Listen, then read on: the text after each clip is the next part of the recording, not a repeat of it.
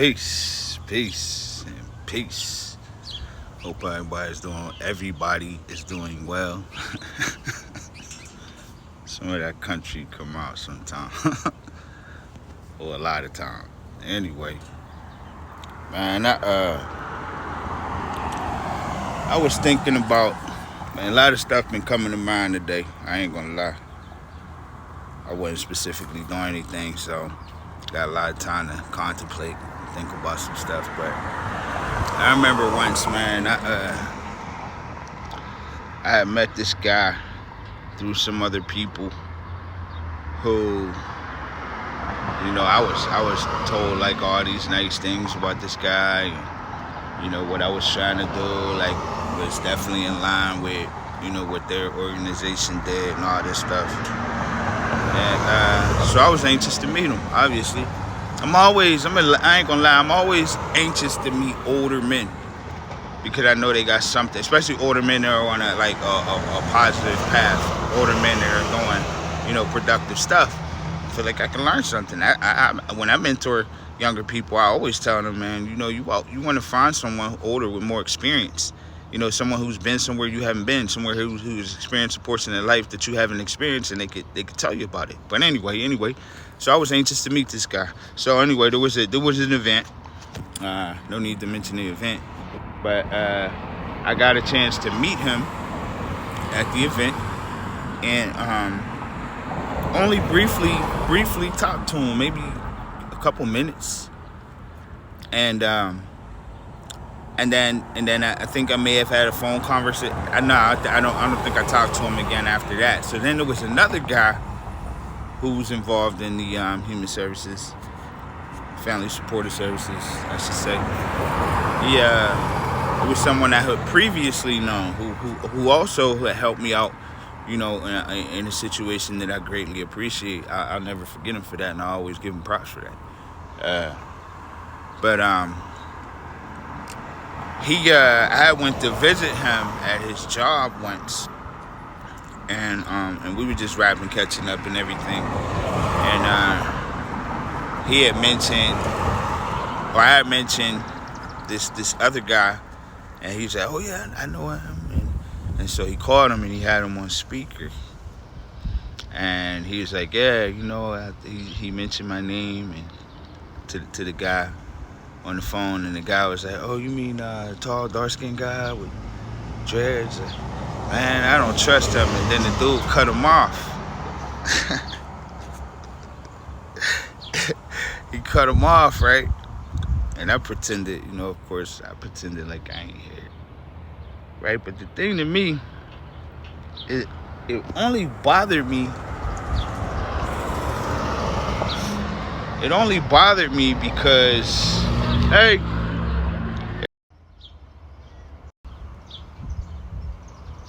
it only bothered me. I think it cut off for a second. I hope it still plays all the way through.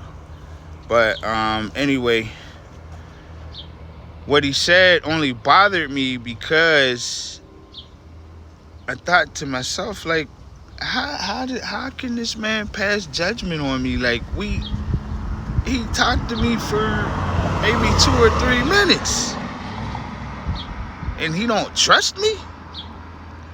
Man, when I hear people say that, I'll be wanting them to investigate me. I'll be wanting them to look into my background. Man, I've been doing this a long time. I ain't just start doing this. And I've been doing it most of the time for free. I ain't gaining nothing except the pleasure of knowing that I'm doing what God asked me to do. The pleasure of knowing that I'm doing something to contribute to better other people's lives. That's it. So it's so worrisome when I hear this. It's so worrisome when I hear this nonsense. I hear it a lot, but guess what? Guess what I understand? I attribute it to when I've been called slick. I look slick. Like, I look slick. What do slick look like? Most of the slickest people I know don't look slick. The slickest people I know look like they upstanding. That's how they get over. So I never could figure that out. And then it dawned on me, like, especially with men, Men are threatened by me. And they should be. I'm a king. But I ain't here to hurt nobody. I ain't here to belittle nobody. I'm here to help, period. That's it. So you feel intimidated because you little. That's you. That ain't got nothing to do with me. I ain't coming here to do nothing wrong to nobody. So how you feel about me is on you, not me. But anyway, so I attribute it to envy. I know I'm a good looking man. Come on, man. I hear that all the time. Oh, you so sexy. Yo, you fine. Man, I hear that all the time. And what? I need capital, not compliments. This mission I'm on right now takes capital. I need property. I need funding for things, tools, shirts, a whole lot of things. Being sexy and looking good, whatever, handsome and all that, ain't done nothing for me except give me a bunch of hatred. That's it. I ain't never been on no vanity tip. Ever. I've always... Listen, we ain't gonna go into that because I made a video about that before. But it's just disturbing how you can be excluded from situations where you can be so valuable, such an asset. You can be so productive. And because people jealous of you, you ain't did nothing wrong to them. You never acted nasty toward them. You never talked about them. You never belittled them. You were nice to them, courteous. But that's the life of a believer. I guess it is what it is. But it's just disturbing. And I'm hoping some of you people who think like this, some of you people who are so quick to pass judgment on somebody based off of what they look like, it's the same thing they did to Jesus, the same thing they did to the disciples, because they didn't look the part. If they would have went in with some $5,000 suits on, a whole congregation of people kissing it behind, they could be the filthiest, most corrupt person on the planet, but because they look good, they are good.